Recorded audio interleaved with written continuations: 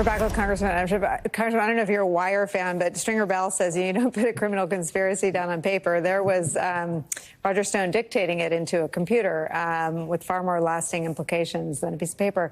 What is the significance of the premeditation? I mean, they are never looking for fraud, it would appear, if they're launching the fake electors plot on November 5th, 2020.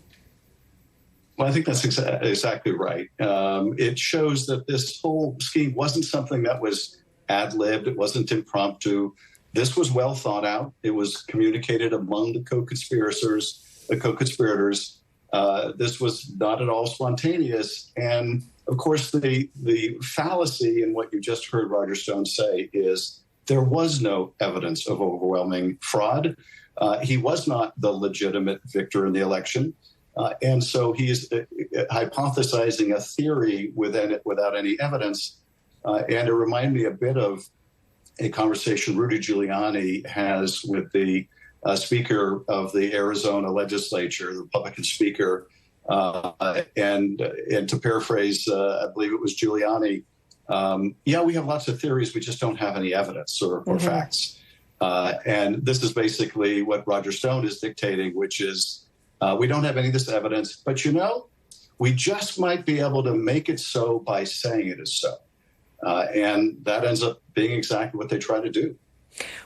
I have the experience now when I see new pieces of evidence, and I've pored over every one of the transcripts that the committee released, and I read all the indictments.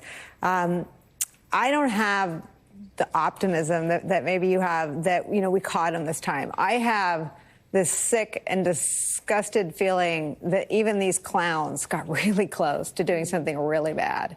How do you feel about 2024?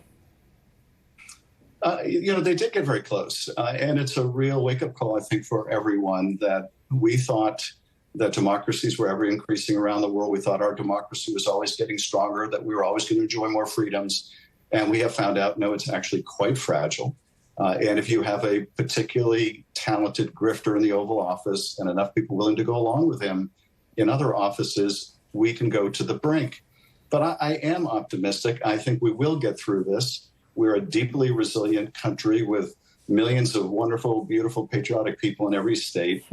This too shall pass. I do think when you're in crisis, and we're in crisis, it's hard to see how it ends. Sometimes it's tough to even see if it ends, but it will end.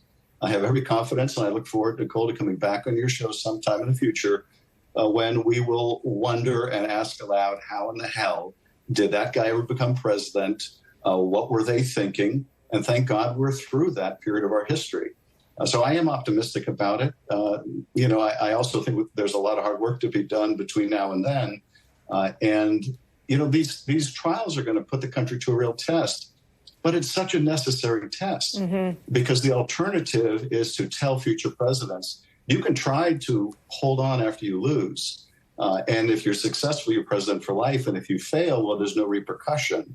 That's the road to disaster.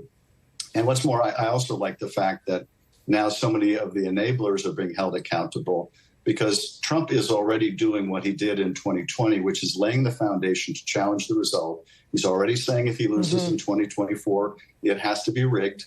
But now people are on notice that if they enable his plot, that they will be held accountable. They'll be disbarred if they're lawyers. They'll be prosecuted whether the lawyers or not. And I think that's already an important deterrent effect. All right. We'll take your optimism. We'll make a date. Congressman Adam Schiff, thank you so much for spending some time with us today.